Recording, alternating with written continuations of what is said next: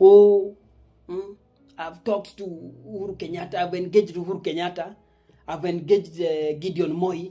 I engaged Raila Odinga, so that we can create a blueprint of a vision 2055.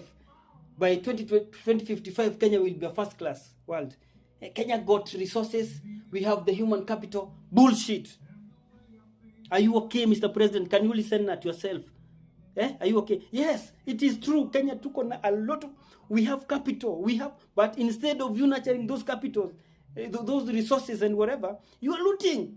You are exporting our young people, brilliant people, to go and do mjengo in Dubai and Qatar, huko wakuwe slaves. Instead of instead ya kuweka vijana wako kwa serikali, wewe unawapeleka huko nje waende wakauae wakifanya mjengo. Very brilliant mind.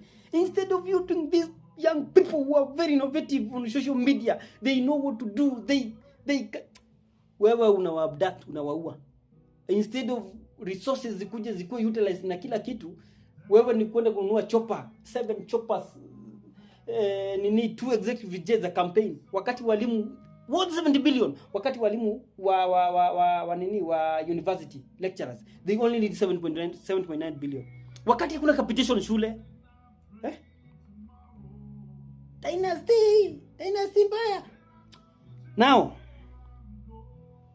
Kalonzo Musyoka, kina Wamalwa, kina Karua, kina Natembea, kina Muturi wakiungana, Waluya, Wakamba, Wamasai, hao ni tribal. Lakini nyinyi mlienda mkaongea na Gideon Moi Kikuyu ama French na Germany. You are not tribal. You are uniting Kenyans. Those are the only Kenyans. In short, Kenyans wakiungana, because now it's Kenyans against you. They are tribal.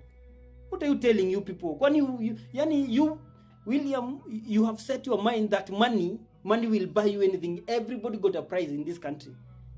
And you think people down here, we interact with these people every day. People are very mad at you. People don't want anything to do with you. Even if you buy the whole country and buy air to supply, utakuna wa supply na pipe ni wana vote. Nobody will ever vote for you. Nobody will ever vote for you. And I can say this. So stop this doing sijui nini, na wewe hakuna kitu wa Kenya wajui.